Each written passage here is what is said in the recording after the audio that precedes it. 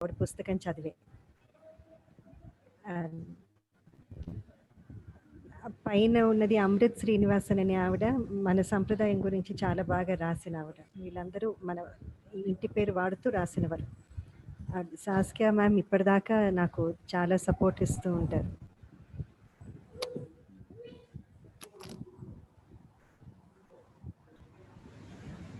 మీరు యశోద ఠాగూర్ గారమ్మా?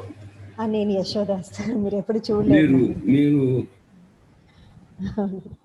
చూడలేదమ్మా? ఫోటోలో చూడటం తప్ప మా ఫోన్లో మాట్లాడేమే కానీ. చాలా సంతోషం.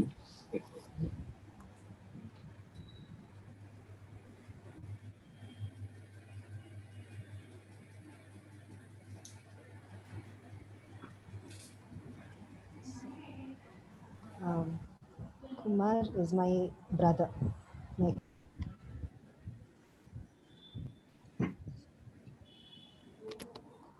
Donovan, hello.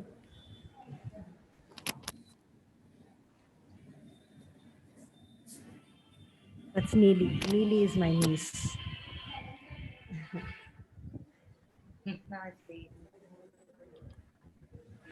We have her. Hello. Hi, and her mother, my Vadina, Jyotadina. So it's so. Thank you. I'm just going to initiate the Facebook. So live, but we'll start in exactly 1 minute.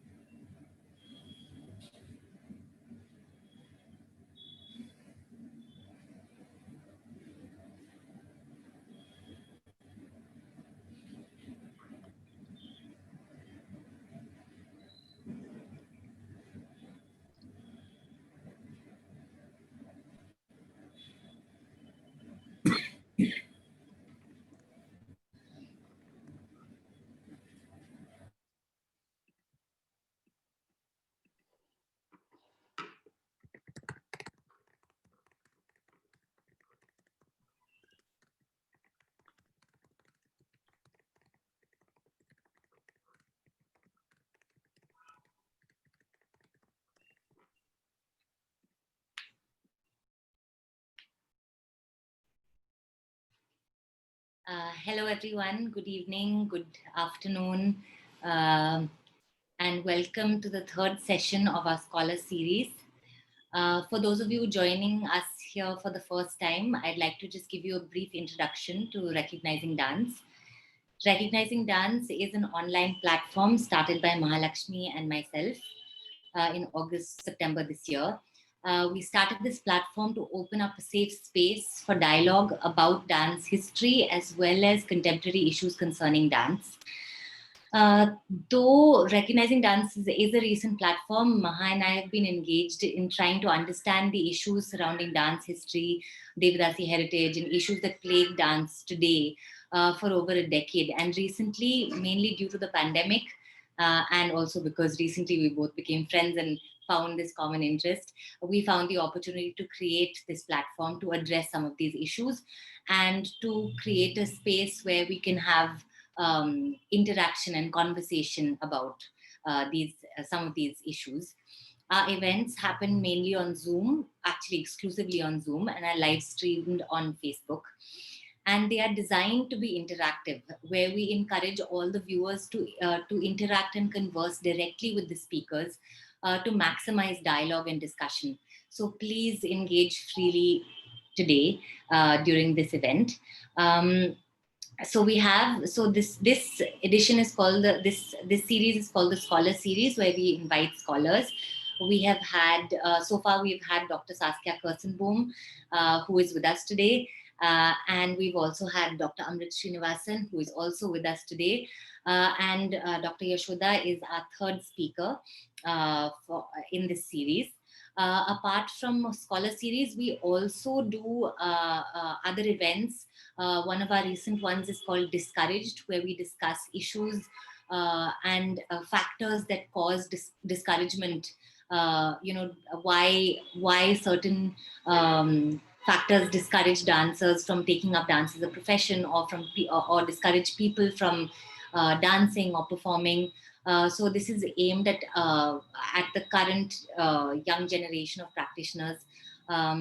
We also are interested in discussing texts, ancient texts, as well as texts that engage with the theory part of dance, what we call dance theory. And of course, the very contemporary issues as well. We're just under discussion to talk about a series on dance ethics and much, much more. So please do follow us on Facebook and Instagram for more such events. Today's format is going to be a little bit different from the previous ones. Today, Maha and I will ask only one question each and then open the floor to all of you. And then we'll ask another set of questions and come back to you. So this event is going to be interactive almost from the get-go. With that, I invite Maha to introduce our scholar for the evening, Dr. Yashoda Thakur. And before I hand over to Maha, let me just say, Akka, we are thrilled to have you here with us today. Yeah, thank you, Aranyani. I do not want to say all of us know Yashodaka or stuff like, there is no need to introduce her, because I think we're really unaware of a lot of good work that she does. And the only thing that we know about her is she's an artist, but she's doing so much more. So I have the honor of reading out something, all her profile for you all. Dr. Yashoda Thakur is an exponent of Kuchipudi and Devadasi Nrityam, the repertoire of the hereditary women dancers, and she reinforces her repertoire with her understanding and practice of yoga. After 14 years of training in Kuchipudi, under Dr. Shobha Naidu, she began to reclaim the art of her family by training with the Kalavantulu women, particularly Annabattula Mangatayaru and Leela Sai. She was awarded her doctoral degree for her research on the interrelationship between yoga and Indian classical dance. And besides being a performer, choreographer, she works relentlessly on the hereditary women dancers, their social, historical, and the aesthetic aspects of the Devadasi repertoire. Yashoda has authored a book, Kaivalya, Joy of Yoga and Dance, which was published in 2014. She's co-authored the translation of Nritya Ratnavali, a 13th century text, which was published by IGNCA. And she has also edited stories of a Telugu poet, Malladi Ramakrishna Shastri. This book, Keli Gopalam, also features the handwritten notes of this poet, which he has painstakingly made from the Kalavantulu ladies. And to list some of her talks and invited talks, censorship and women resistance in performing arts from continental Asia to insular Southeast Asia in 2014, Temple Court Salon Stage Crafting Dance Repertoire in South India in 2015, the University of Hyderabad and Nritya Ratnavali Conclave by Nartanam in 2018. The University of Pennsylvania has invited her as an artist in residence. She was also invited to perform at the prestigious Navaratri festival at the Wesleyan University. University Hyderabad invited her as a part of their distinguished lecture series. And University of California, Los Angeles hosted her talk in 2020. And besides all of this, she's now a chair in the Department of Kuchipudi in the University of Silicon Andhra, where she teaches dance history, theory, and practice to graduate students.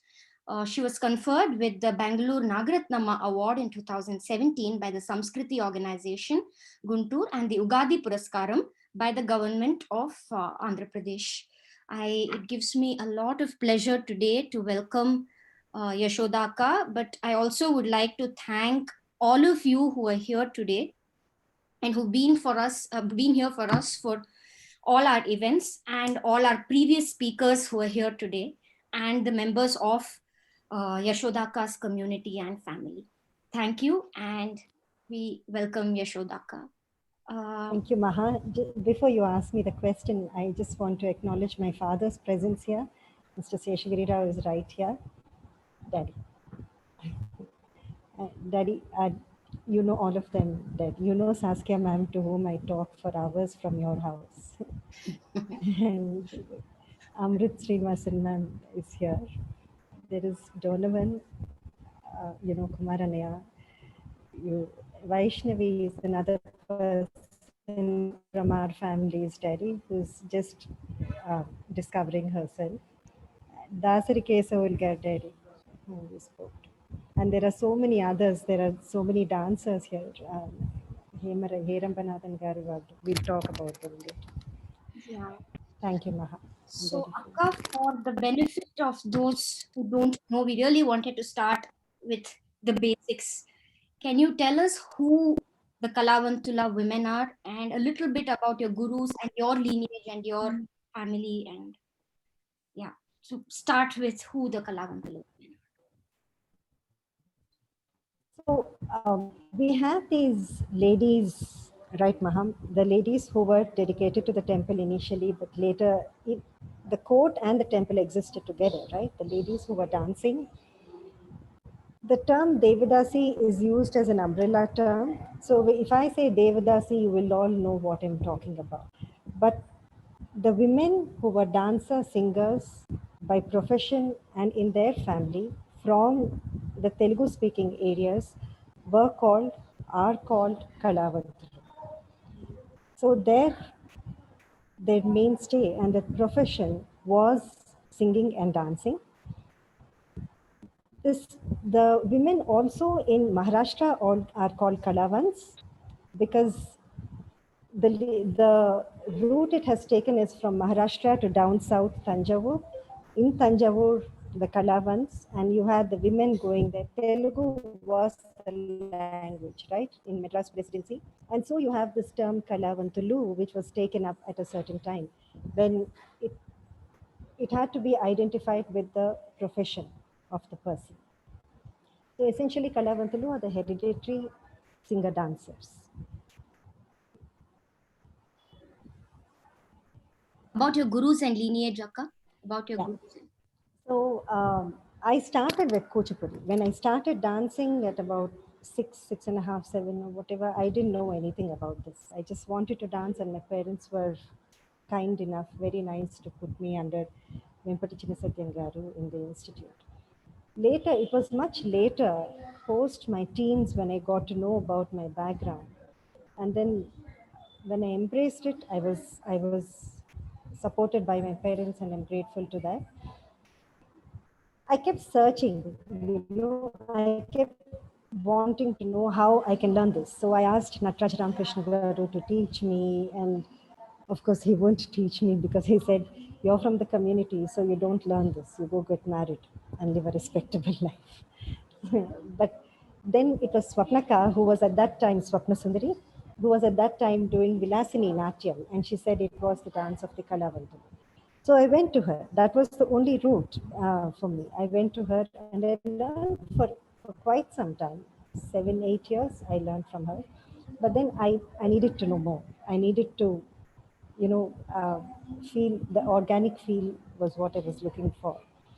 So that's when Devesh came in and he took me back to the villages, the Rajahmundry and the smaller villages. He first introduced me to Haimavati Akka. But then after that, my major training takes place under Anna Battula Lakshmi Mangatayar Garu and Anna Battula Leela Sai, her sister. So about my lineage, from my mother's side, both my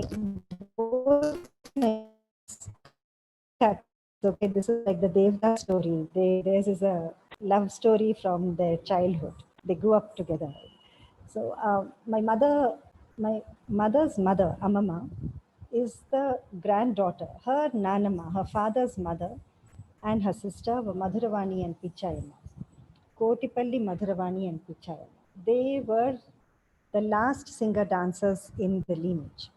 So they stopped. In fact, after that, they didn't want their sons, Gopinathan Garu, to continue with this anymore. So they shifted place from there. But they were with the Annavaram Zamindar. They danced for the Annavaram Zamindar at that time.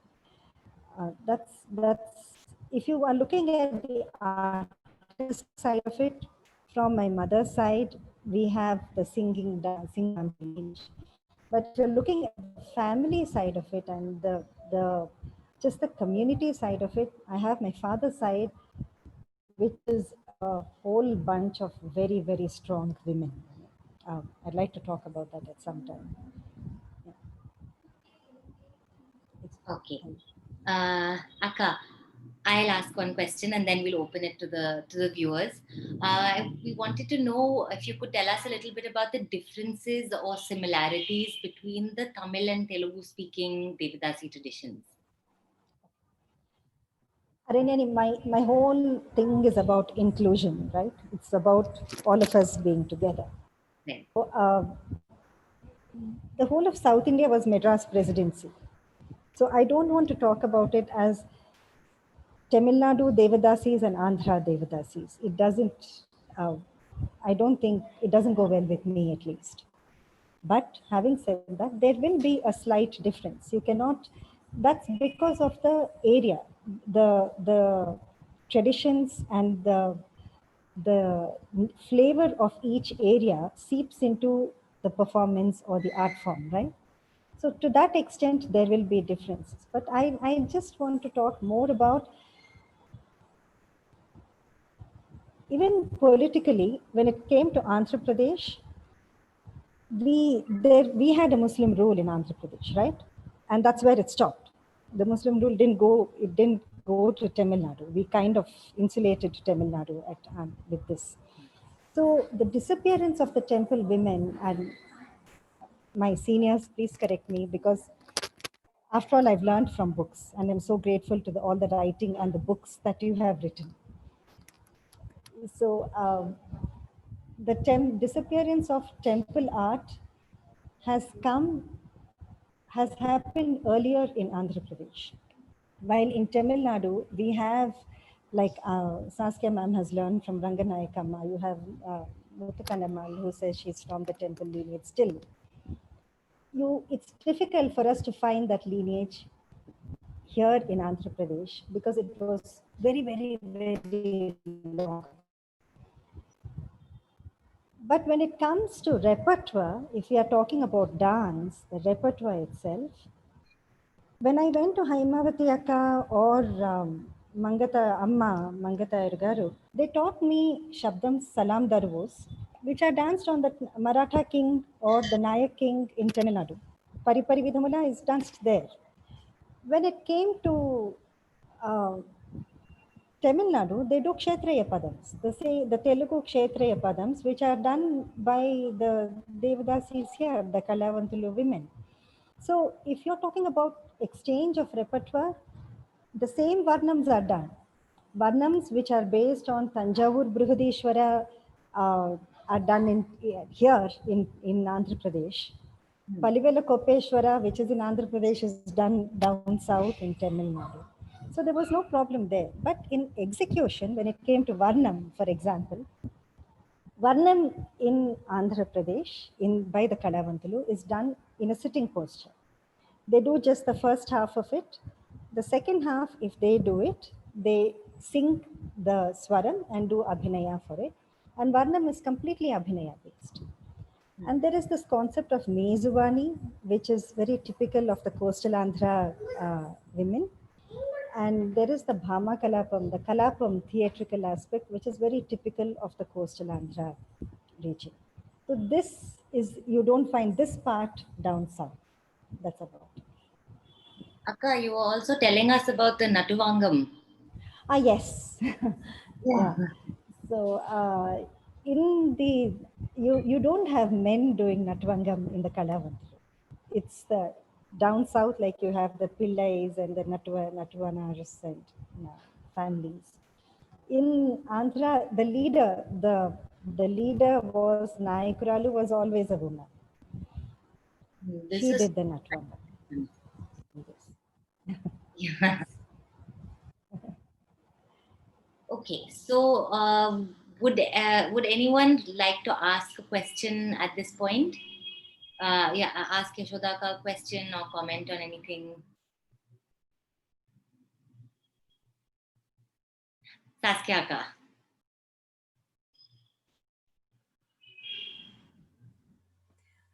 Namaskaram, Yashoda Garu.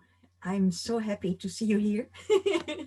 And we meet so often on telephone, and we met in Paris, and we are going to meet in future. But one of the topics that we very much discussed also is actually social activism. There are several types of social activism nowadays, and you are drafting your own kind of path. You have an attitude that stands out by being deeply connected to society and communicating and integrating in society and finding a broad base for acceptance of the Kalavantulu arts. Could you perhaps tell us a little bit more why you have chosen this kind of very, very brave approach, and how indeed the presence here of your family and of so many people listening to you shows that it works? Can you give us a little bit of, you know, your ideals and the panorama, the horizon you're kind of aiming at? So, ma'am, I'm not a great academician and I'm definitely not an activist. I'll tell you what I feel and I do whatever I think is right and what my Amma and Amma, my mother, have taught me. One thing they have taught me is not to abuse anybody, wherever they come from. So they said, if you have a problem, look within. I think my yoga background also has taught me that. Check whether if there is something within, and check if you can solve it from within yourself first instead of looking outside. That's the same approach I have taken with this also, ma'am. I don't think I'm also a very egoistic person.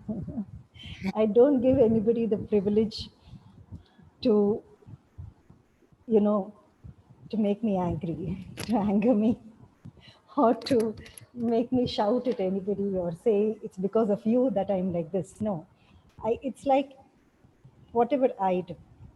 And it's all about strengthening our own selves. It doesn't work. I love the society.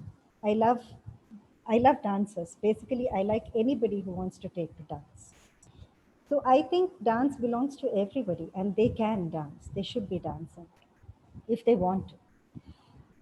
The problem just comes if you don't acknowledge, if you don't study, you don't want to know what it is, and you reduce dance to a piece of glamour and you just reduce it to, a commodity, then there is a problem because dance really is the essence of so much politics and so much history.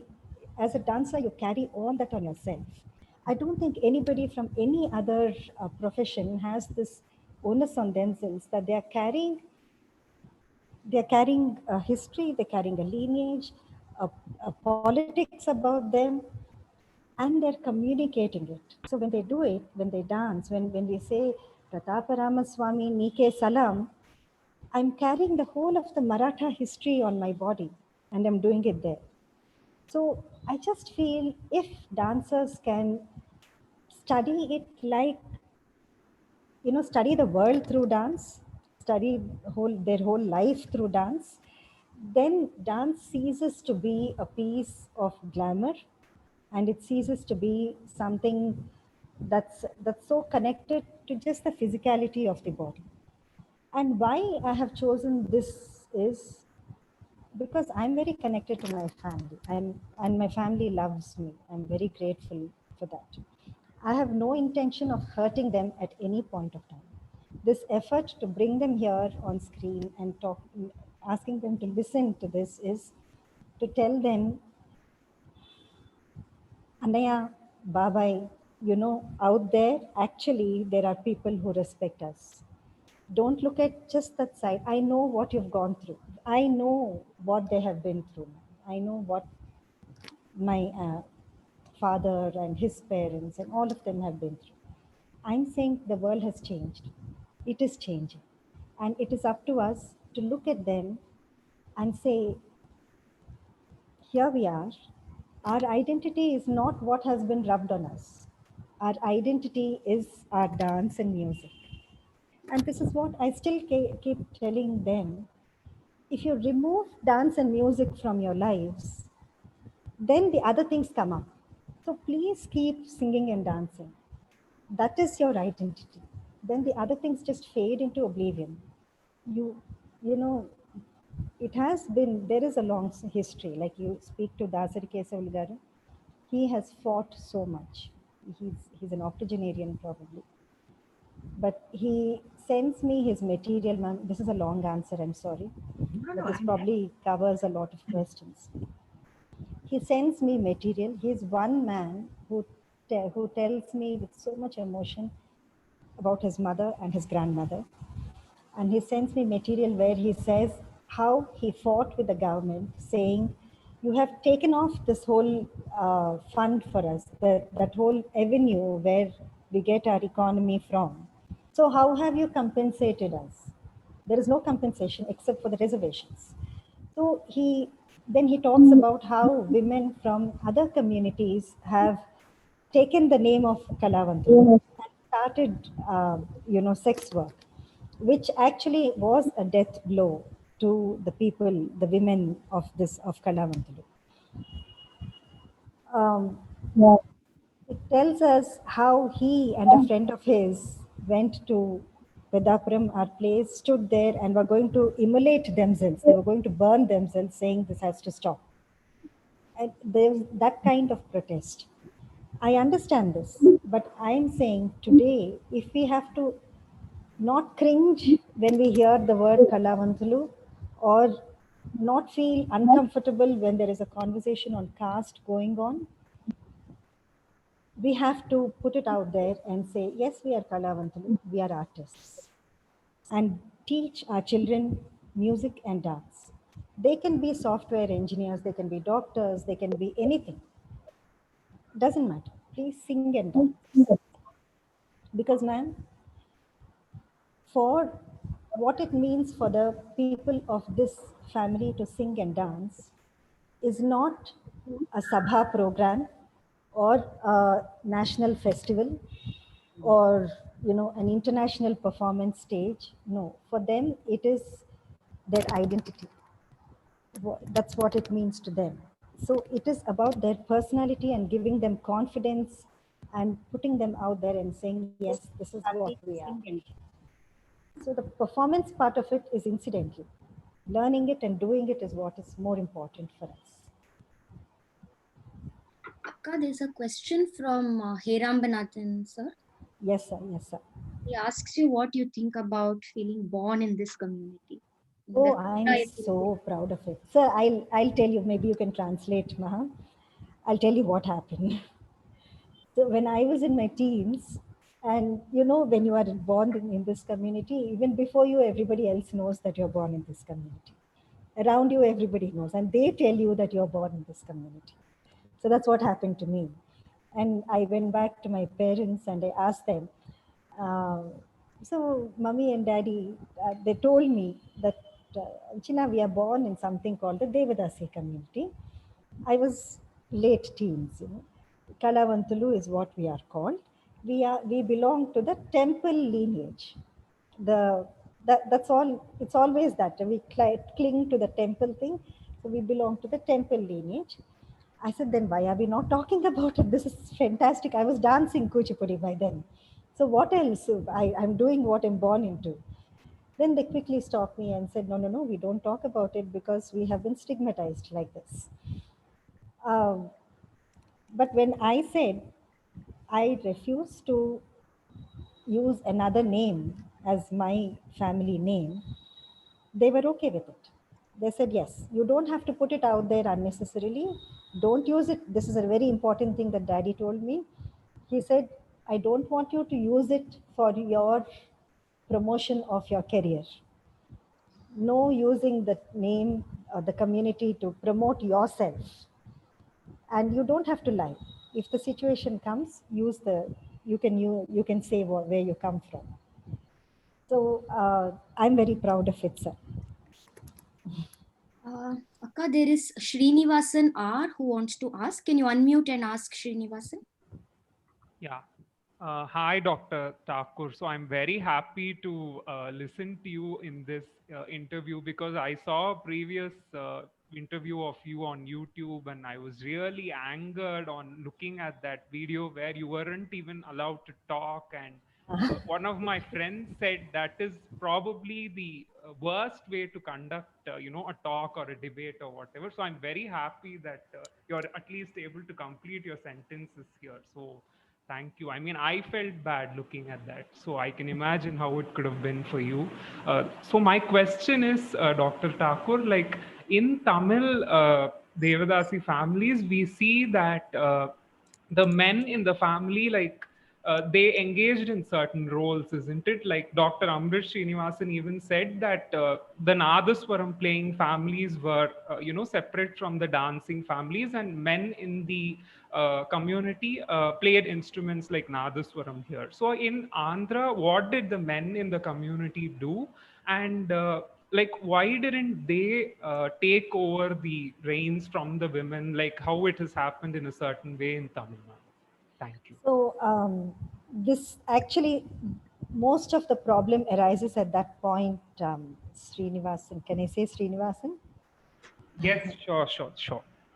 So in Andhra, they started learning the violin. They did the violin and the mridangam. Actually, they did it in, Daddy doesn't know, but after Madhuram Pichai, I understand, I get to know that there were two generations where you had the men playing the violin and playing the mridangam also. In fact, the person, Subbarao Garu, who plays mridangam for me, Endamuri Subbarao Garu, is an 84-year-old person who was an apprentice for Amamma's Nanamma, Madhurvani. But they didn't do the dance part of it. They didn't learn the art. Why they didn't beats me? I mean, they didn't do the Natuvangam part of it, or teaching of the dance was not done within the families at all. It was all the time the women. And once the women were, we did Amrit Ma'am and we did Amrit Ma'am's article basically. Once the women were, the power was taken off from the women, the lands did go to the men. So as long as the manyams and the lands were there, it was fine. After that came the problem when the women were not bringing in money and the men were not doing much. There was cinema that came, and then they wanted to get into cinema at that time, and it wasn't easy. So the graph really went down from there. Why? I don't know. I wish they didn't do that. Thank you so much. Balakrishnan goes next. Aranyani, you need to unmute if you have to talk. I think I have this. Thanks. Namaskaram, Akka. Thanks a lot for this session. We've been really looking forward. And Namaskaram to Saskia Akka, to Hiram Nanan, to everyone who's on the call. So, Yashoda Akka, I have 2-3 questions. I think if there's no time, probably you can skip and then could go on later. One of my first questions is about when you spoke about Kshetriya Padams being sung. Across regions, was it musically also different? Because there are a few Kshetriya Padams, for example, in Visa Appa and then Manchala Jagannath Rao. There are differences in, raga. Some are in Todi, some are in something else, some are in Bhairavi, the same compositions of Kshetriya Padams. So have you seen Kshetriya Padams across the Andhra land, for example, Vijayawada or somewhere sung differently than in, down south, in some other spaces, or in Rayalaseema or something like that? Is there any kind of... So the Padams, Balakrishnan, mostly were sung in a faster tempo in the coastal Andhra area. It was not sung as it is sung down south. So when you go down south, it's a little longer, right? It's a little long drawn also, slower. And I don't think, please correct me if I'm wrong, I haven't seen any of them sitting down and doing the Abhinaya as in Mezuvani, but maybe they did sit down if it suited the person. It was an individual choice. But here the tradition was to sit down and do the Abhinaya for a Padam. Definitely the tempo of the Padam was faster in the coastal Andhra area than down south. Like difference the in ragams.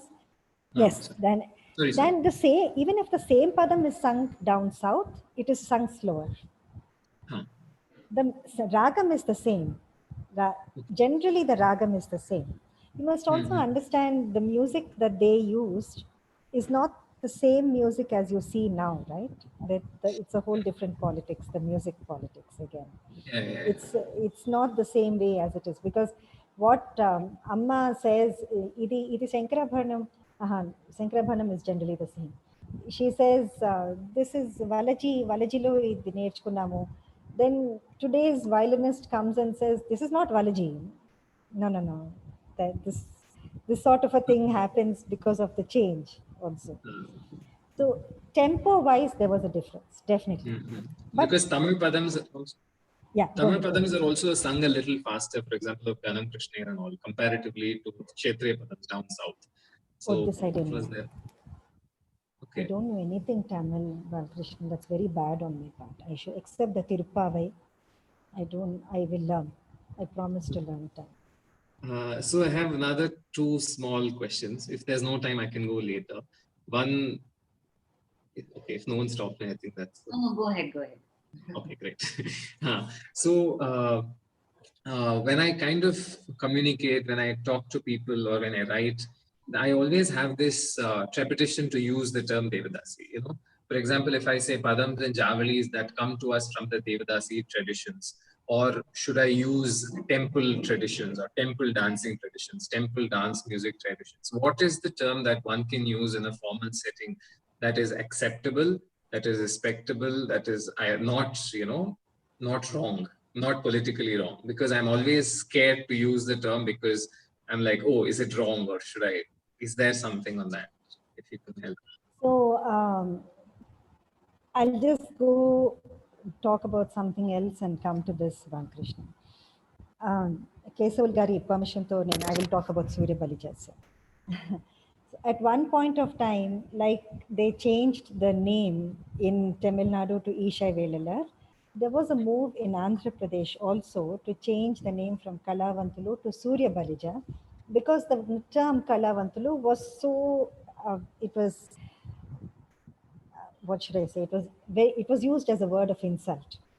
So it was so derogatorily used that they know how much pain. So when Kesaval Garu talks to me over the phone, there is a quiver in his voice which tells me how much pain there is when we say Kalavantulu. So that's the reason I called him here, to show him that today the word Kalavantulu is spoken about with so much respect, sir. And I say Kalavantulu because I just feel if somebody is touching one particular point of your life and taking that weak point, what they think is weak, and they want to manipulate your life, you turn around and say, okay, this is what I am. So Yeah. That's why I say, let's go for Kalavantulu. There is no point changing the name. I will say we are Kalavantulu. So if you are talking, again, the only problem I have is, the minute you say Kalavantulu, it only talks about the Andhra side. It doesn't talk about the deeper south, who are our sisters really. We are all together. But there is a kind of division the minute you say only Kalavantulu. That's the only problem I have. So I have no problem with the term Devadasi really, so long as it doesn't limit itself to the temple. The minute you say Devadasi, it limits itself only to the temple. And I have a problem with that limiting to temple only, because there are women outside the temple who suffered and who are celebrated, who are very strong, like my family. They're very, very strong people. Only problem Kesaval Garu has with the term Devadasi is, much later, they have put the Joginis and the Matangis and everybody under the term of Devadasi. So he says, they are not dancers, they're not singers, they have no education. How can they put them under the same umbrella? But they're temple women. They're still connected to the temple, right? They don't sing and dance, but they're connected to the temple. So I'm not being politically correct, I'm just being emotional, but I say, if giving them the term Kalavanthulu, because the plight of the Joginis and Matangis is way more sad than the Kalavanthulu women too. So if we can include them into the Kalavanthulu, put them under the umbrella, and it gives them a better life, I have no problem with that. This is a personal choice. I have no problem. If it does them any good, I don't have to be politically correct with that. కేశవుల్ గారు వాళ్ళు బాగుపడతారంటే మనం ఆదుకుందాం వాళ్ళని కూడా తీసుకుందాం అంటే ఇప్పుడు మనం అది యూజ్ చేయాలంటే దేవదాసి ట్రెడిషన్ లో నుంచి వచ్చిన అదని చెప్పొచ్చా అని ఫర్ ఎగ్జాంపుల్ పదం జావళి అని చెప్పేది yes absolutely it has come from the Devadasi tradition. Absolutely, we can use that umbrella. Balakrishnan, all song, even the Varnam was written for the Devadasis only. Tana Varnam has come much later. Padavarnams have been converted into Tana Varnams, let's say chastisized into Tana Varnams later. But every song was written for the Dasis till Tyagaraja came. So one last question. I'm so happy and so proud that you brought all your family here. I'm always so inspired when you speak, and I'm really thankful to you, your community, and everyone there, because there's so much dance, so much music, so much knowledge that kind of I also see you reclaiming in some sense. So I just want to take you back to a comment at one of your interviews about how you finally felt when you actually danced at a temple that was yours, that was part of your tradition. There was that temple where you finally went and kind of reclaimed that space. Pedapuram. Pedapuram. If you could tell us, because it's somewhere your identity, and finally you're like, this is it, you've arrived, some sense of that. Yes. Dolai Purnima. See, it's just beautiful, it's just how the universe, when you make the effort, how the universe brings things together and keeps giving you. I was doing this, and my mother, who passed 2 years ago, 6 months before she passed, just said to me, oh China, I have to tell you one piece of information. మన వాళ్ళు పెద్దాపురంలో డోలై పూర్ణిమ రోజు మీసాల వెంకటేశ్వర స్వామి గుడికి వెళ్ళి సేవ చేసుకునేవారు. Our people would go to Misal Venkateshwara temple on Dolai Purnima and do seva. I said, you're telling me this so slowly? This is such an important piece in my work. When is Dolai Purnima? She said, whenever it comes to my mind, I will tell you. You can't pressurize me to tell you everything. She's right. She's not obliged to keep thinking. Then my cousin, Kumaranaya's sister, my Padmajaka, called me one day and she said, China, in Pedapuram, the temple, the Chinagandham family, Chinagandham is my family name. I'm Chinagandham Yashoda Seshagiri Rao before marriage.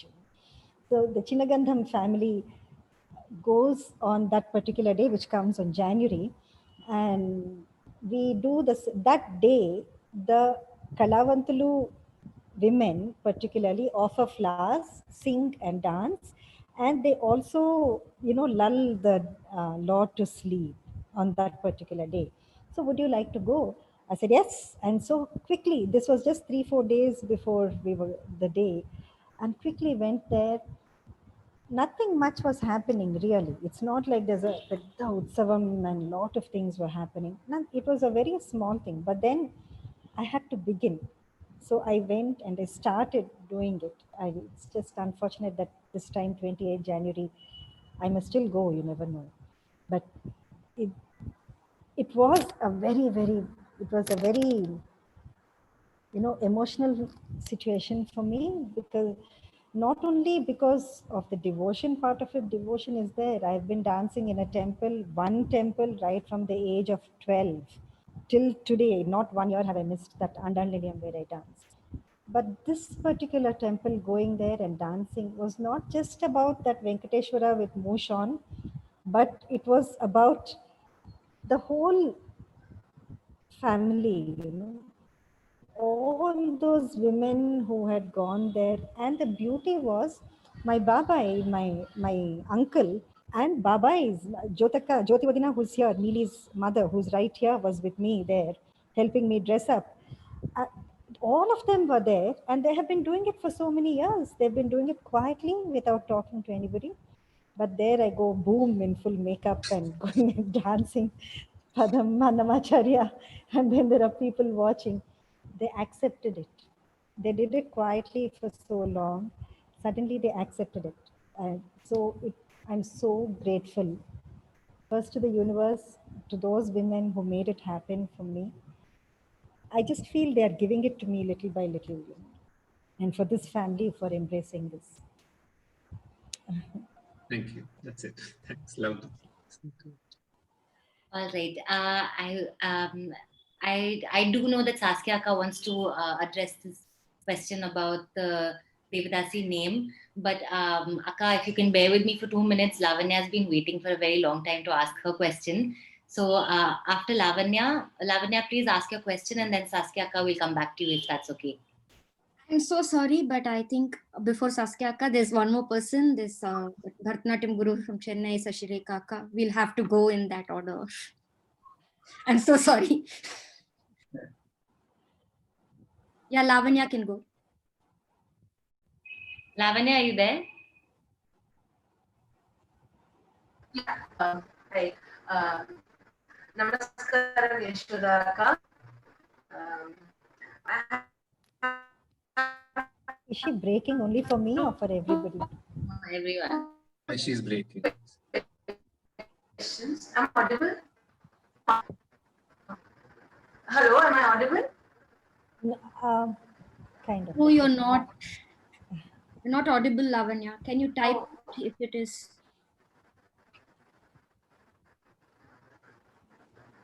Am I audible now? Yes. Okay. Okay. Namaskaram, Yashodaka. Can you hear me? Yes. No. Akka, I have two. I can't hear you, Lavanya. Maybe Lavanya, can you type out your question for us while we... That might be better. Sashireka Rammohan Akka is here. She wants to ask a question. Akka, can you unmute and ask? Sashireka Akka. Yeah. You mentioned about Varnam being Abhinaya basis. Can you please elaborate on that? And when were these jatis included? So, can I call you Shashireka? I know you're a guru in Chennai. I'm a teacher, I'm not a guru. That's nice. So, in the Kalavantalu tradition, even today, there are no jatis in it, Shashireka. Even if they do, it's a very small jati, just a little one. But in down south, they did the jatis because they did not sit and do the Varna. So there was that at least one jati was. This actually Sir should tell us, Herambanathan sir, because down south I can't talk about. In the Kalavantalu tradition, there are still no jatis in it. It's only the Abhinaya part of it. And after a certain stage, when things started changing, and we dance according to the patron, right? When the audience wanted the dancer to stand and dance, the second half of the Varnam, the Swaram, was done with little movement standing, and the Abhinaya was done for the Sahityam. Then the plate was done on the Varnam. Just basic movements. So the plate has come from there. Dancing on the plate is a desi, it's an indigenous prakriya across the country. So it's not anybody's sole property. It's a regular thing. Okay. Thank you. I think now, if Lavanya has not typed, I think can Saskia Akka go next? Yeah. Saskia Akka, would you like to talk about the Devadasi name? Yes, I would like to connect to the earlier discussion, which was initiated by Balakrishnan. Basically, I feel the Devadasi name, as we know, it has come into use in quite a later stage. Because if we look at the earlier sources in the Tamil Agamas, you will find Rudrakanika, Rudrakanya, different names, Padilar, Kondi Magalir.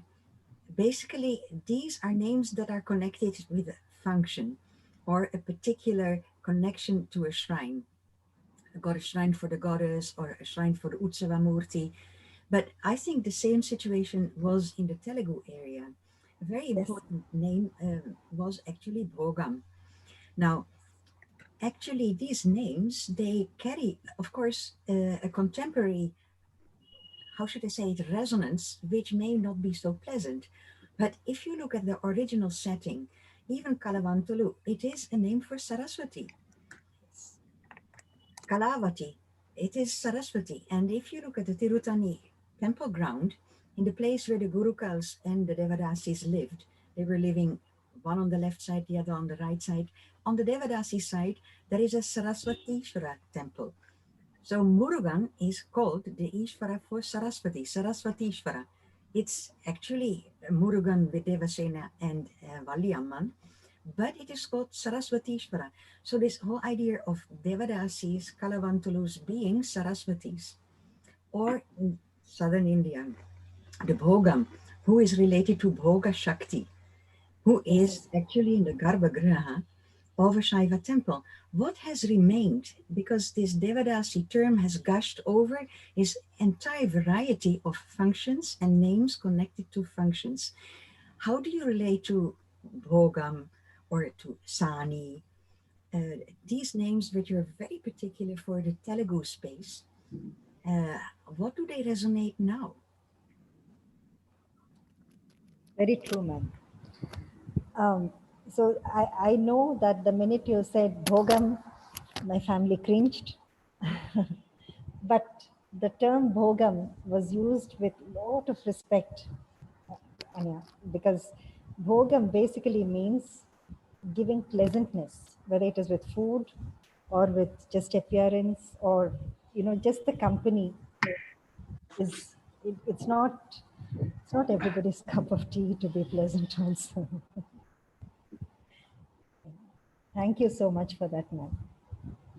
Can I still continue my question? Because basically these names have deep roots.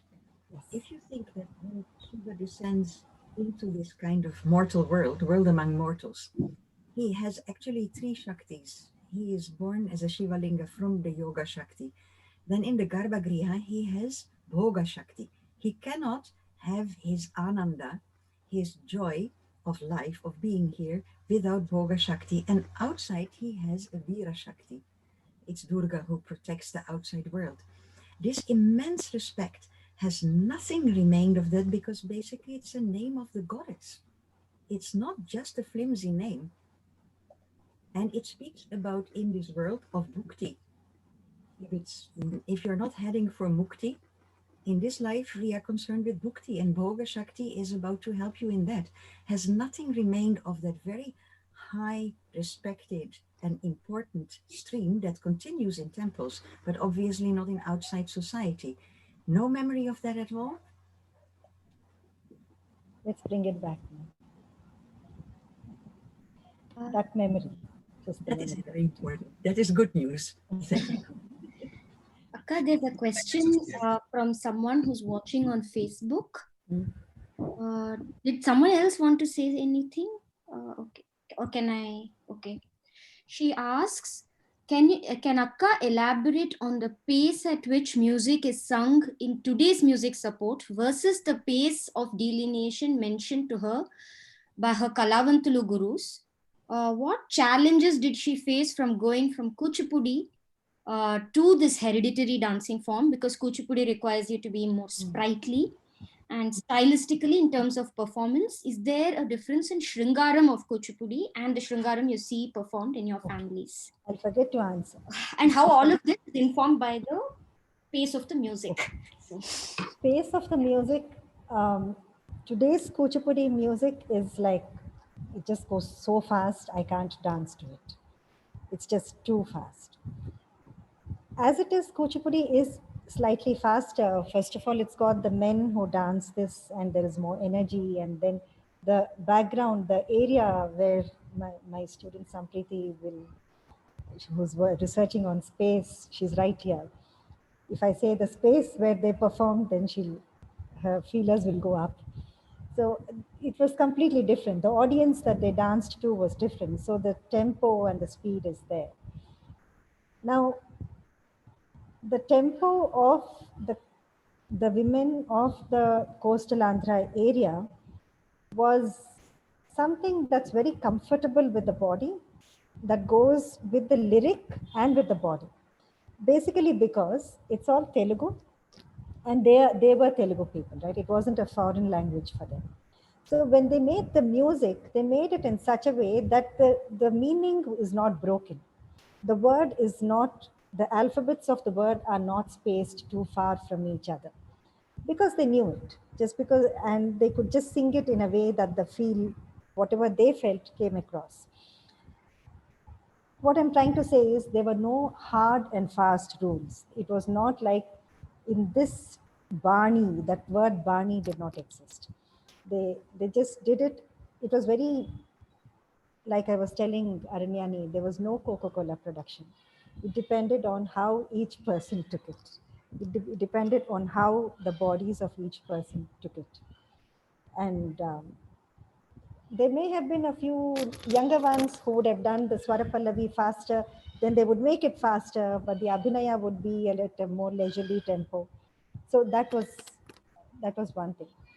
My transition from Kuchipudi to the Devadasi, I'm a student of Mrs. Shobha Naidu, right? My teacher was known for her Abhinaya. And I am supposed to be exactly like her. And I've only learned from her for 14 years. So to the point that even if I moved a little finger, I moved it like her. Everything I did was like her. I kind of became like a clone after a while. When I learned Vilasni Natyam, I must give credit to Swapnaka for sitting and working on de-teachering me, de-Shobha Naiduizing me, you know. Little by little, she would say, don't move the head like that and things like that. But the complete change came when I went to these women and Amma would say, Mangata Ergaru would say, Nalika kanipistundi, Nalika kaniపించకూడదు. Your tongue, I can see your tongue should not be seen. And then if there was too much drama in the face, I come from a Kuchipudi background, right? So if there was melodrama, it's a theatrical background. So if there was melodrama in the face, she would say, no, no, no, no, not so much drama. It should be natural, whatever the face needs, just that much. నాతో మాట్లాడినప్పుడు ఎలా మాట్లాడతావో అంతే చెయ్యి. When you talk to me, that expression that comes on your face, that much is enough. So that overt Shrungara and overt lifting of shoulders, no, not at all. It is just not allowed. Endukama, why do you have to do that? Not necessary. Just a little bit. You feel it and it will manifest on you. That's what she says, even today. Did I answer the question? Anything I missed? There's a series of questions in that. Yeah, I think about the pace in music, I think that you discussed I with did. Yeah. you did. Yeah. So I think there is Nicole who wants to ask. She can unmute herself. Yes, hello. Thank you very much.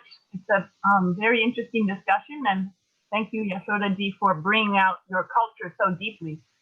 My question is about how you got involved with the yoga aspect of it. I'm quite involved with yoga and meditation. I'm curious if that was part of the tradition originally, or if you found that in a different way and basically integrated it into your dance to help inform the dance and bring it to a different level. I'm curious how you got involved with that. Thank you for asking me this, Nicole, because my entry into yoga began when I developed spondylitis at the age of 16. You know? So basically it started with a health problem, but then I got over it with yoga at that time. And I've been practicing yoga all the time. My thesis has been interrelationship between yoga and Indian classical dances, which is not a fantastic thing. It's a very basic thesis. Don't read it, my dissertation. But after the dissertation was submitted was when the actual yoga thing began for me, because I now do Sadhguru. But before that, I was also doing Krishnamacharya Yoga Mandiram. I just feel I took to yoga very well because of the amount of bhakti that is a part of my family, Nicole. From Amama's time, and Amama says even before her. She used to say it was there even earlier because her father was a devotee of the Gaudiya Sampradaya, Gaudiya Mat in Kovur, Chaitanya Mahaprabhu's.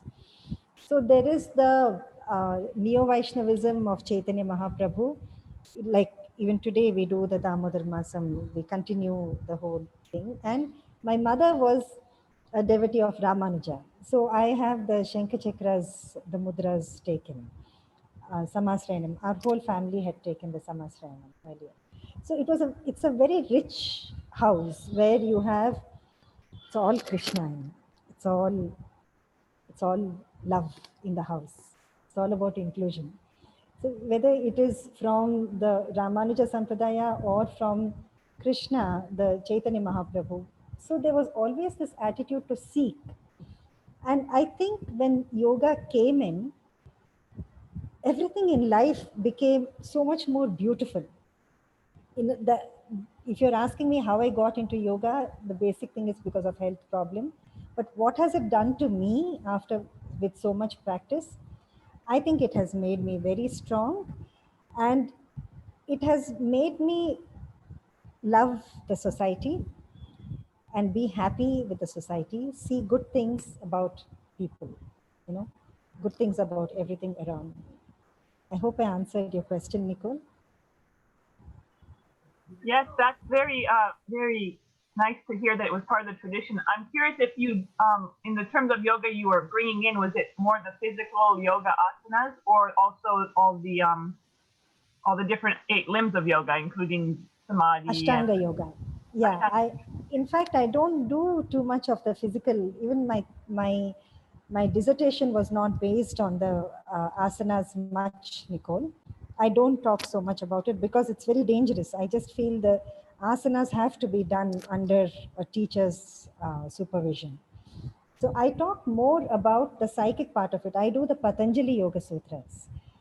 So right now I do the Sadhguru's yoga, but Patanjali Yoga Sutras don't even talk about the asanas. They tell you more about clarity of mind, how it's important to keep clearing the mind and being more inclusive.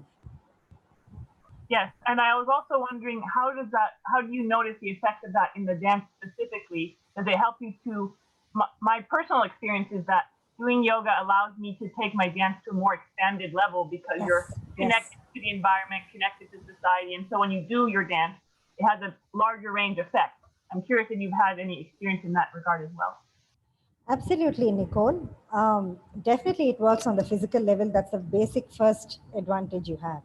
But mentally, understanding the clarity in the mind, which manifests in expression of the meaning of the song, that makes a whole lot of difference, when you see the line and you get the meaning, and there is so much clarity in the mind that you just have to let it sink, and then it just manifests on the face.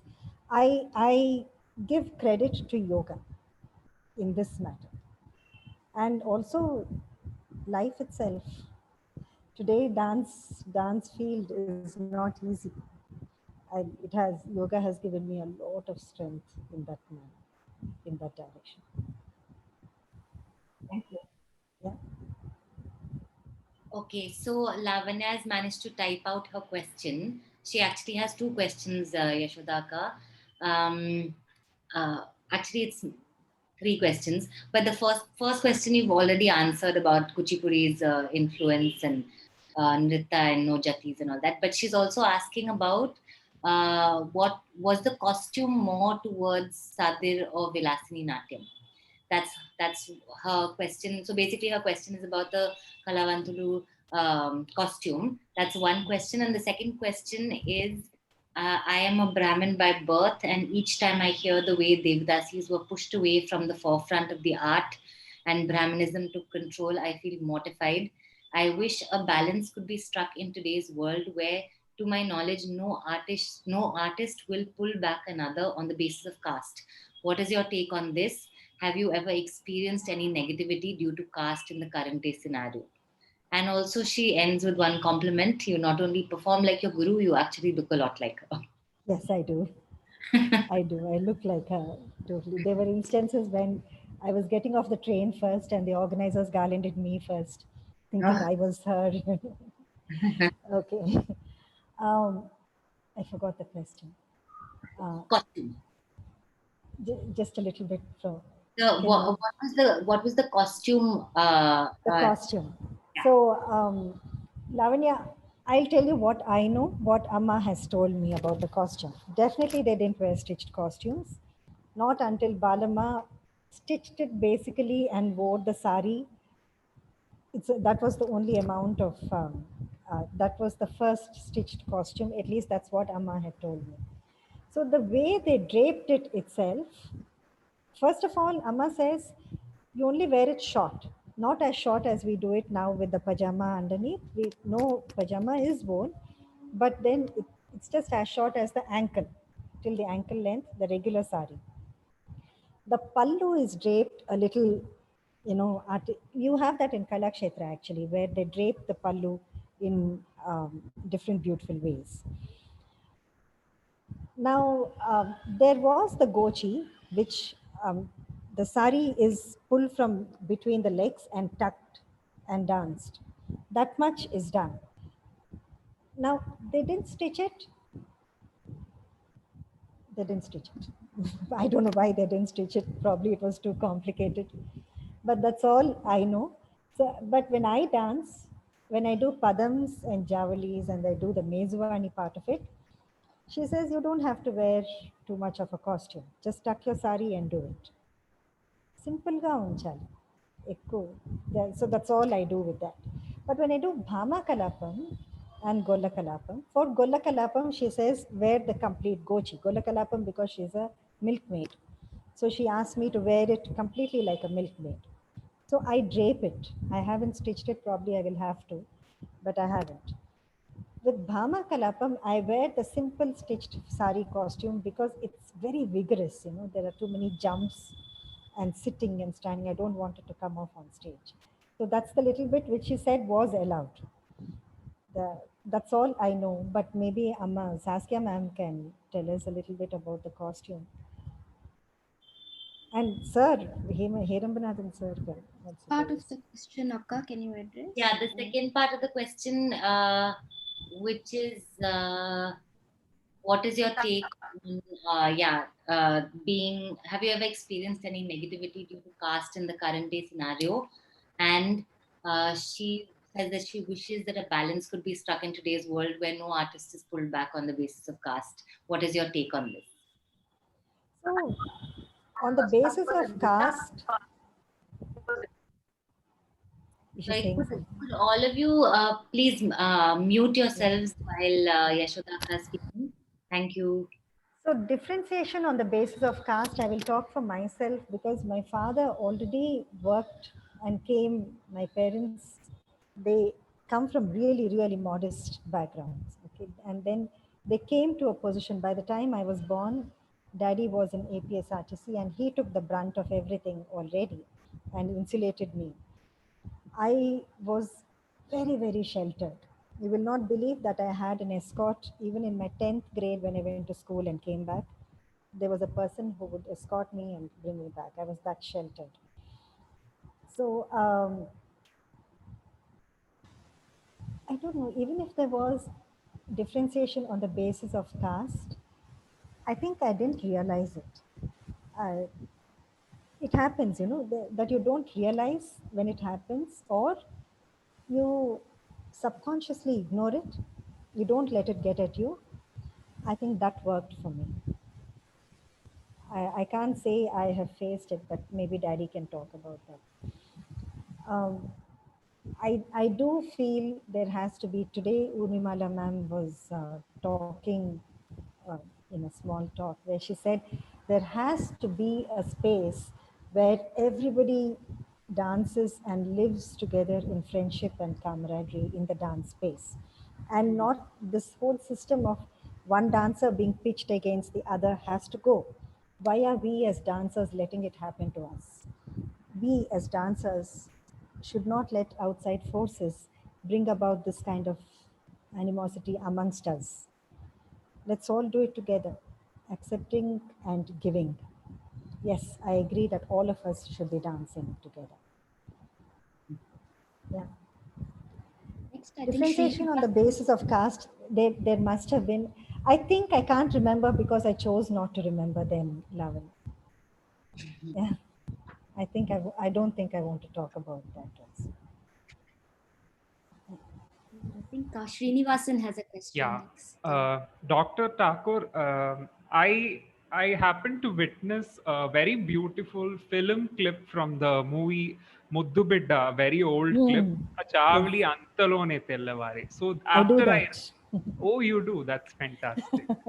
I read it on the Unfinished Gestures. I mean, after reading the book, I happened to watch that video, and my God, it was so beautiful. Yes. So, what I wanted to ask you, like, two questions. So, the first question is, did many women from your hereditary community, did they act and dance in films? And how did the families like yourself, how did they look at film dancing vis-a-vis, you know, the stage dancing or temple dancing? How did the talks happen within the family? That is the first question. So cinema was definitely a savior at one point. You know, it gave income to these ladies when at a point when they were not allowed to dance in temples, no marriages, no festivals, nowhere. Gajja kattadanika ledu. You cannot dance at all. At that time, cinema did come in, and it gave space, it gave food to them, though there was discrimination there too. But then when cinema came suddenly, the ready people, ready-made material who could sing and dance and act were these women, right?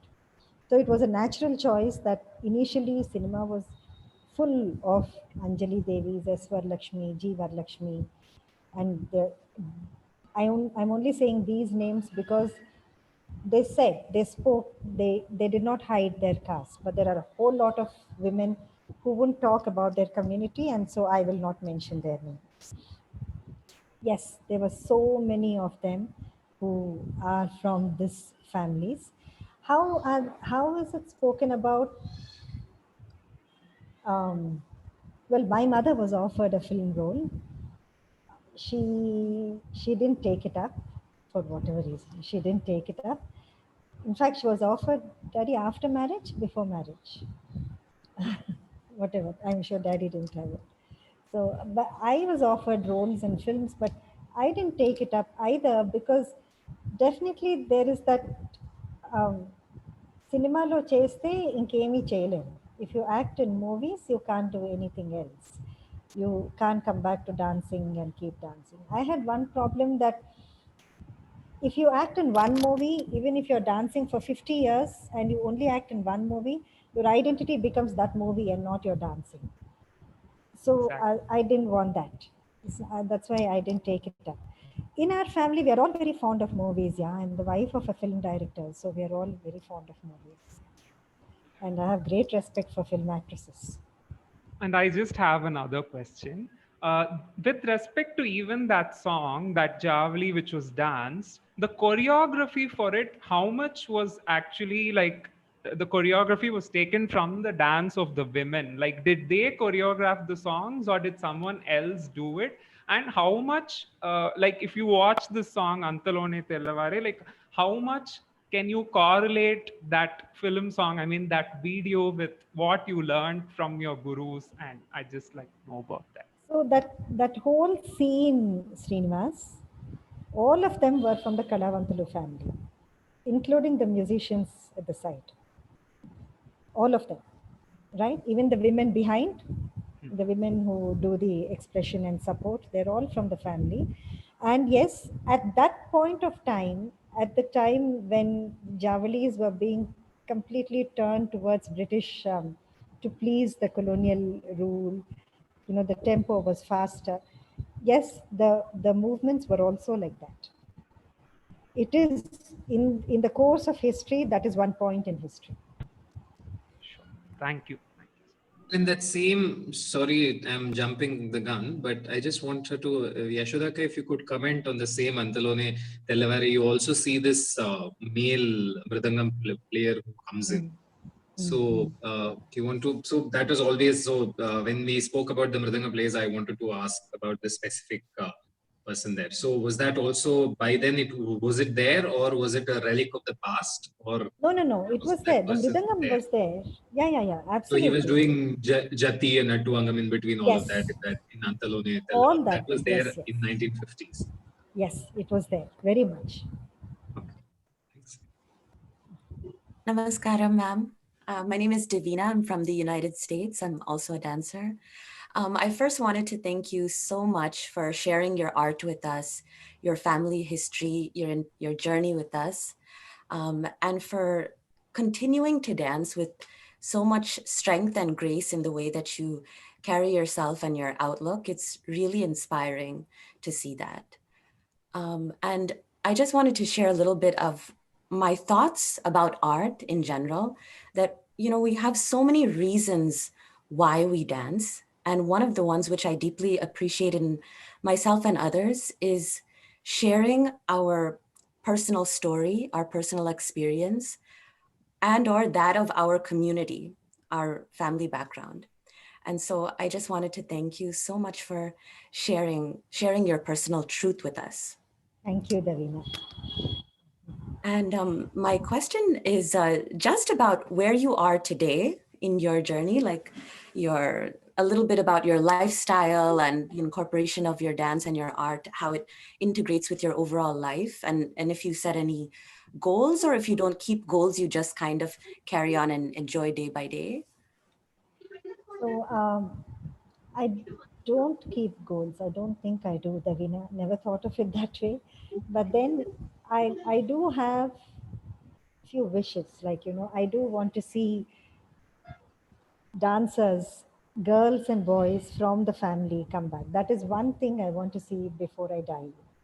I want to see a handful of dancers coming back from the families, the hereditary families, and just singing and dancing. I'm not talking about taking away space or reclaiming space. No, I'm just saying sing and dance. Even if you don't want to go on stage, it doesn't matter.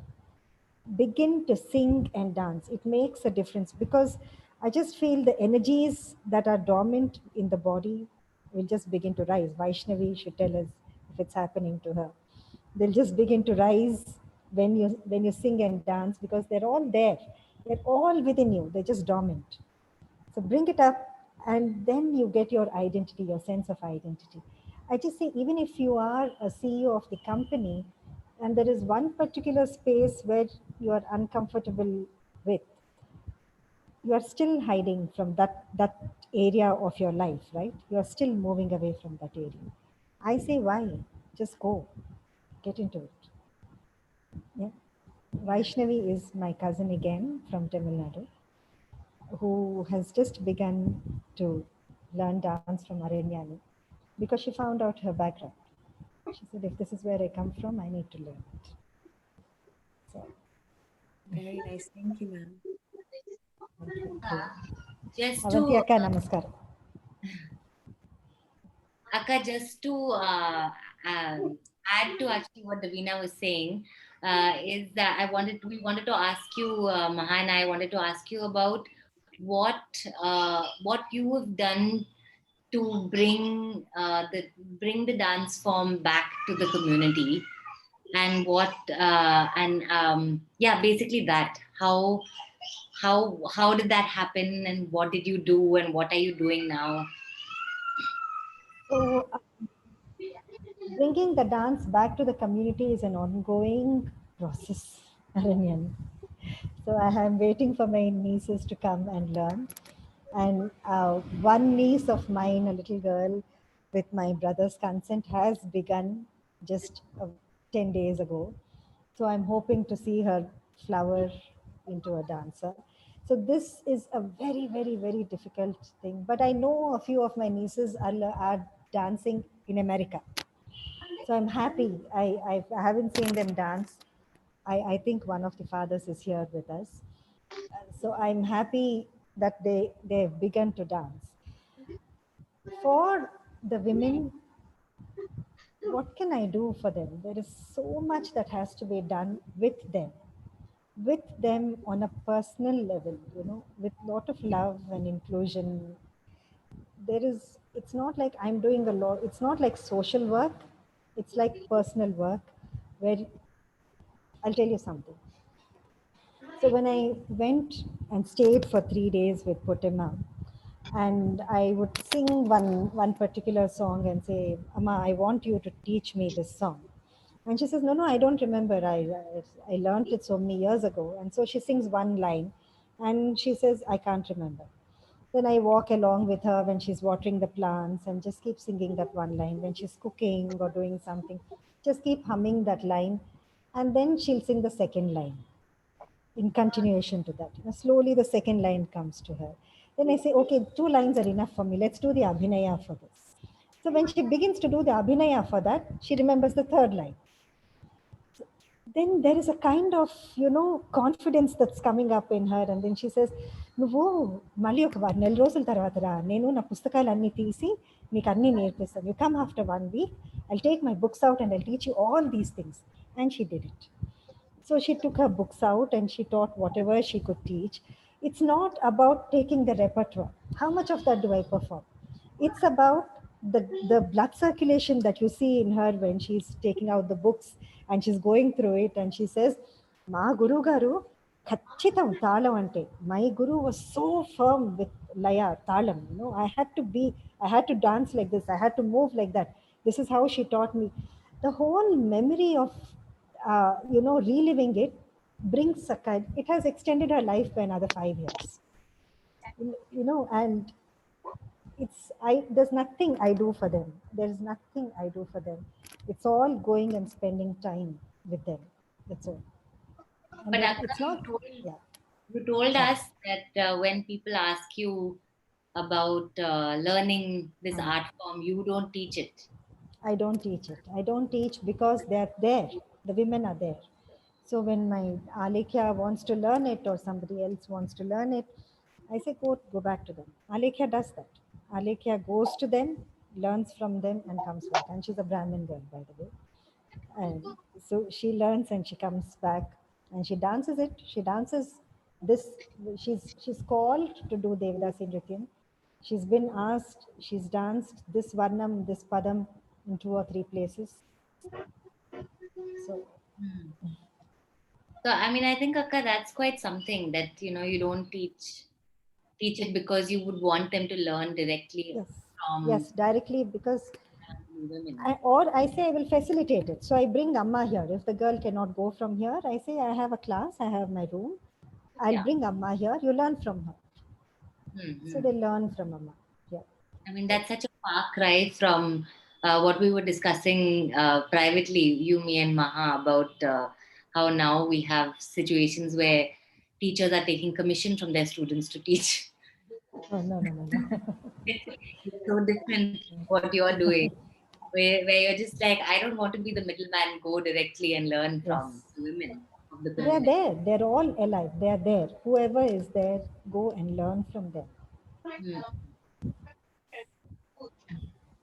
I think Ameya had a question, and I think we might have to close after that. Yeah, because I think Daddy got tired. He left. He left the screen at least. We'll stop soon, because I think after 1.5 hours people get tired. But Ameya, are you there? Would you like to ask your... Yes, I'm here. Namaskaram, Yashoda ma'am. It's good to see you again. Hi, Ameya.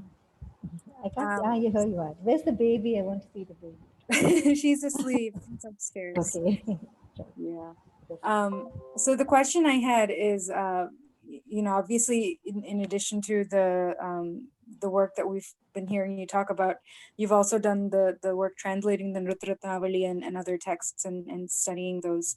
So I wanted to kind of see, what your thoughts are about, the textual, part of studying dance and the practice of it, and how you bridge the two in the way that you are working through both, you know, learning the repertoire and keeping that alive, and also you know, studying the you know, what's been documented and written. So basically, Ameya, the texts have been written after seeing the dancers, right? Ritaratnavali Jai Senapati very clearly says, Desi dance is as beautiful as the courtesan. So he doesn't use courtesan, of course. He uses the word varangana there. So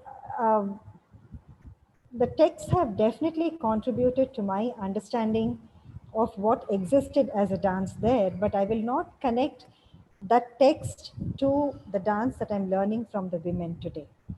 Because the dance that I'm learning from the women is a much later one. The texts, those Sanskrit texts that you have heard of in class, are from the 10th to the 14th century, just that part, which are very nice. I really enjoy doing that too, studying them, and to an extent even dancing what they say. But then I will not connect that to the dance that I have learned from the ladies at all. I enjoy both very much. But I guess, is there, when we are looking back, I think we have to both look at the history of the dance and the repertoire, right? What's done on the bodies. And also we have to have an understanding of the text. And I was hoping you could maybe talk about how that, you know, how we kind of make sure we don't, you know, just kind of lose sight of one with the other. Maybe the seniors can correct me if I'm wrong, but when you look at Sangeeta Ratnakara or Nritya Ratnavali or Manasollasa to an extent actually talks about the king's dancing. It doesn't talk about the women dancing. So most of the texts have spoken more about a parallel dance that's going on and not so much about what happened in the temples. What happened in the temples, Saskia ma'am, correct me if I'm wrong, is more from the agamas. You don't have, do any of those texts talk about the women's, the hereditary women, ma'am?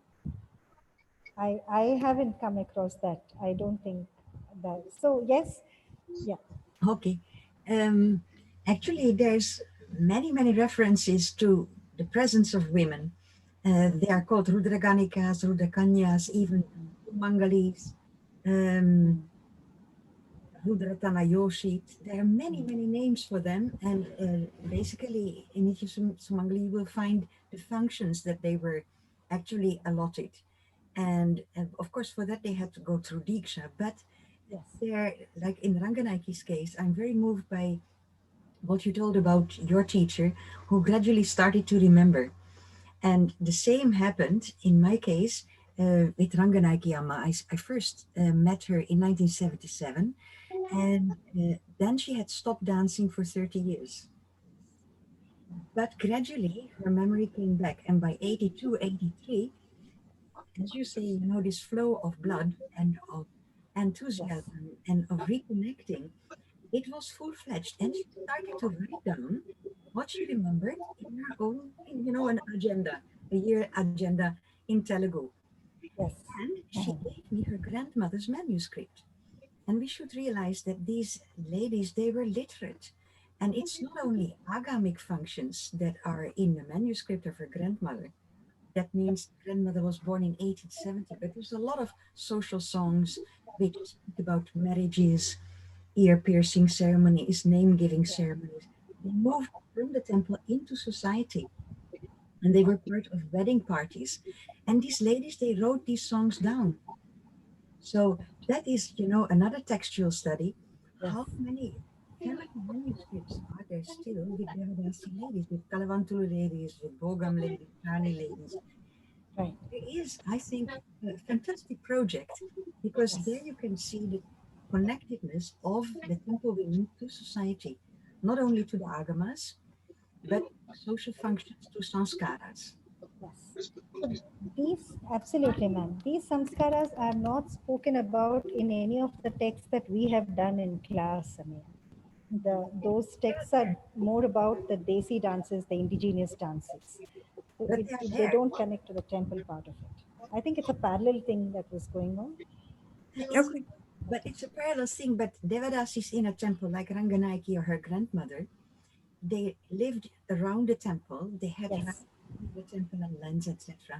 But you know, like a Nagasura player who is playing in the temple, he goes for marriages outside.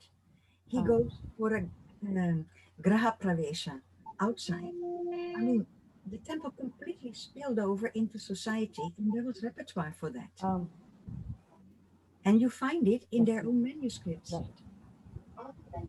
But that's a different, I think, alley of study, which has been overlooked. Yes. But Devadasi literacy is really going to be studied. Yes, ma'am. Absolutely. You got your answer, Amina. Thank you so much.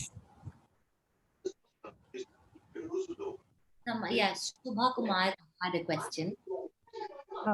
Before we take that, 1 second, Aranyani. Daddy, Yeah. would you like to say something, Daddy? I know you're getting tired. It's dinner time. That's all, your discussion. Go ahead. I'm getting benefited by that.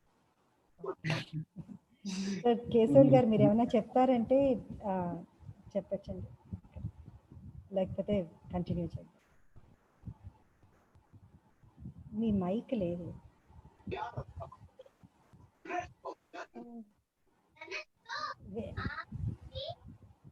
Me mic లేదు sir. మళ్ళీ వద్దాం, ఇంకొక question తీసుకొని వద్దాం. Okay. Shubha. Shubha, right? Okay, we'll have Shubha last, and then we'll. Namaskaram, Akka. Somewhat of a personal question, so feel free to answer it how you would feel comfortable. If you, and I ask this because I want this to be recorded for the future Kalavantulu little girls who might watch this later.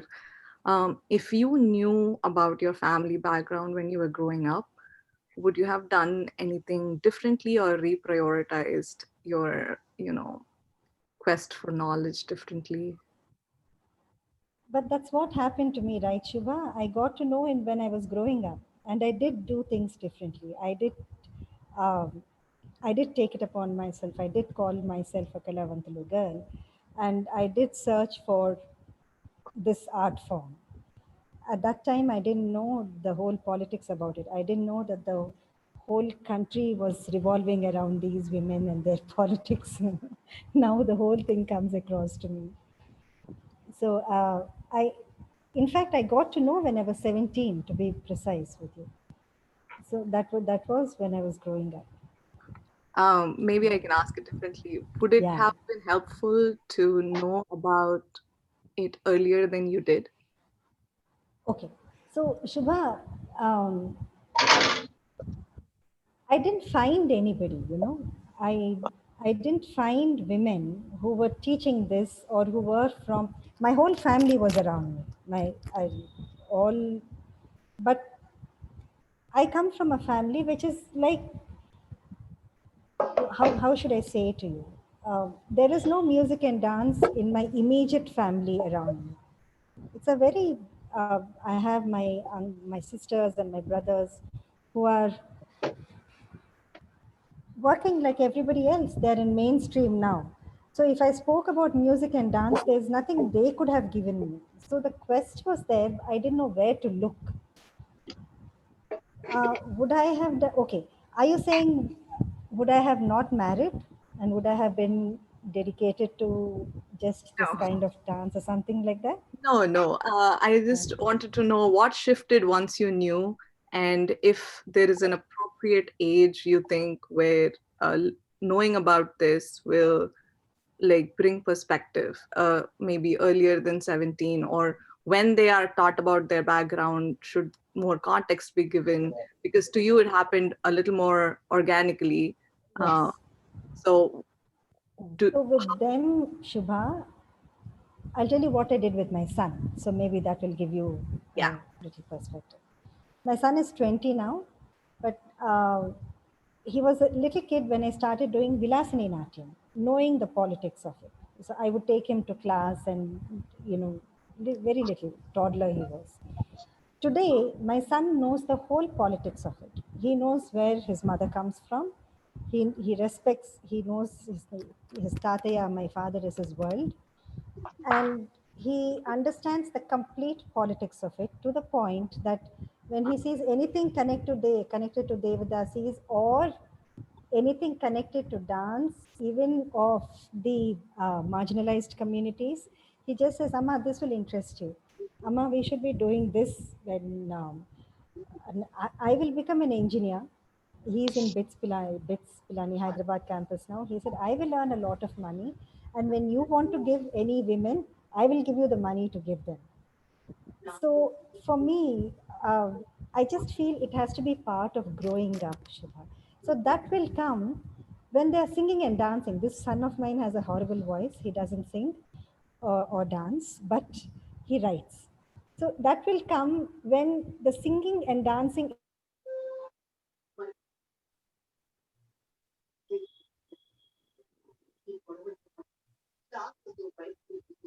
We lost our connection.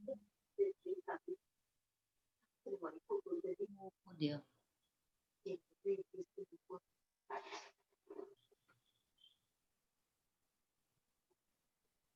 Oh God. Okay. I think Yashoda Akka's probably her internet connection is broken. Yeah. Should we call her? Yeah, I think let's call her. Okay, I'm calling her. You can hold a conversation. You mute yourself. I'll carry on the conversation. Yeah, she dropped off the. Yeah, so I mean, this is one of the perils of online events, I suppose. Internet connections are different in different places, and I think Akka's having some trouble there. But meanwhile, okay, I guess what I'll do is I'll make my concluding remarks for the evening, and if Akka comes back, then we'll she can finish what she was trying to say. So I would just like to say thank you to everyone for being here and for engaging so vigorously in this conversation.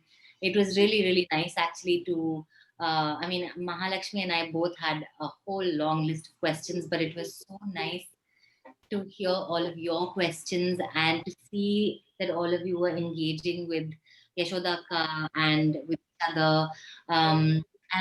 So I want to also thank Saskia Akka, Vanti Akka, Dr. Amrit, Dr. Urmimala Sarkar, and so many other people. Yashoda Akka's family, of course, who's here, even though Yashoda Akka isn't. And Guru Kittappa Pillai's family, who's also here to support us, and Hirambanathan sir. I'm very, very grateful that all of you were there. And of course, everyone who came and got involved and asked all your questions. We're really, really grateful that you interacted as enthusiastically as we had hoped, because this is the first time that we've done it like this, where we haven't asked a long list of questions or had anyone had it fixed in that sense. Like, it was much more free than our previous sessions, and we weren't really sure whether we would get people to, whether people would be okay to ask questions and right at the beginning of the event or not. But it was great.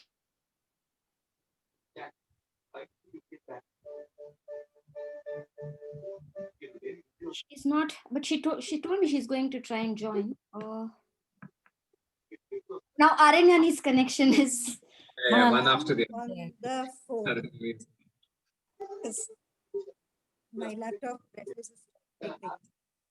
Are you back, Akka? Yeah, Yashoda Akka is back, but we can't hear you. Yeah, I think Aranyani's connection has a problem now. Akka, we were concluding it unless just you 1 minute, Maha. Yeah, sure.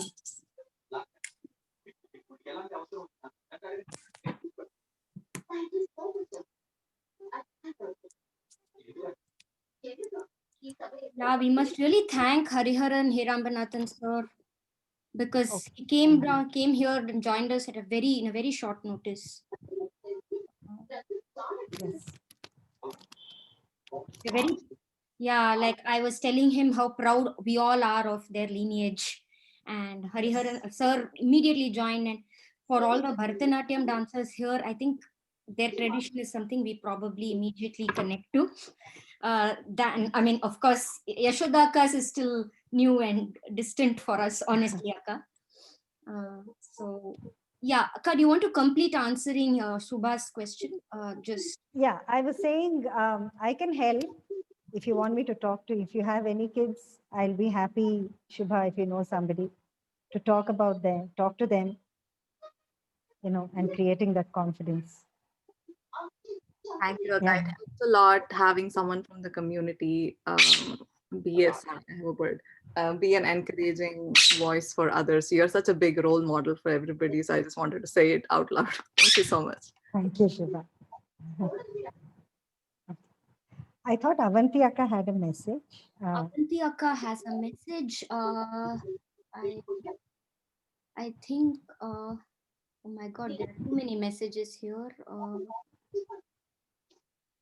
I think she just said it was lovely. Oh, Yashoda, that was wonderful what you said. We must find ways to speak about memory in the mind body, what Martha Graham described as blood memory. Thanks, Yashoda. It was great to hear you speak. Yeah. Thank you, Akka. It's so nice to see you, Akka. It's an honor that all the scholars came together today. That it was very special for all of us. Of course, the family, but yeah. Yeah, it was wonderful to have family, scholars, community, absolutely, yeah. Yes. So I just want to say something about my family to wind up. Okay, with. sure. Okay. I just want to talk about the women, my attas, who, when we say, I know there are comments which say, if women from, if the girls from the family want to come and dance, let them come. Who's stopping them? Which is true. If the girls from the family want to come, nobody is stopping them. They have to create their own avenues and they have to come there. But I want to say that this will take a little time. What happened in the coastal Andhra region is very, very, very sad, you know. So I know my attas who have worked in, my Nanama, my father's mother, who was a mother of so many children, and she took care of the so many attas that I had. And all of them being educated, working to be Hindi Visharadas and becoming teachers and principals at schools. And my Bavas, their children today being glowing examples, all of them, my cousins, my Vadinas and my Bavas and Akkas, being glowing examples and being out there in society. I think that is step one. It took so many generations for them to come to that point. They're coming and becoming a part of society. And they have been included into society. My effort is, if there is a small area which is still sore, I'm finding a way to remove that soreness. There is no poverty. There is no poverty with them. Even in the villages, even in the smaller places, nobody is dying of poverty. The problem is of respect, self-respect. So rather than saying society has to respect them, I want to tell them, let us respect ourselves, and our respect comes through art. So let's do the art and come back. And I come from a family of very strong women. So I'm grateful to them. Yeah, Akka, Saskia Akka had a class and she had to leave. So yes, she told me. Yeah, I think this is a really great way to end the session rather than Maha or me having the last say, for you to have said these wonderful words. So let's just stop here. Otherwise, we won't end up having the last word. Thank you. Thank you very much, Maha and Aranyani. Thank for you, organizing this. Pleasure doing this. Yeah. You actually, this is a very special meet for me because I have my whole family here and I have Kesavalu Garu, whom I respect very much. I have Herambanathan sir here, which is not a small thing, Chandrasekharan sir. I'm so grateful to all of you for being here. Yeah. We are Thank you, grateful ma'am. to all of you for all the art and your artistry, Akka. Yes. Come from you, so, and we don't know how to give back to you, so this is all. Thank you, ma'am. Thank you, Akka. Thank you all. Namaste. Thank you very Namaskaram. much. Yeah, Namaste. please follow us and stay tuned for all our other events. Yeah, we have a lot of other exciting talks lined up. So please participate and be engaged with us. Yeah, thanks. Yeah. Yeah, I'm ending this meeting. Yeah, thank you. Thank you. Namaste.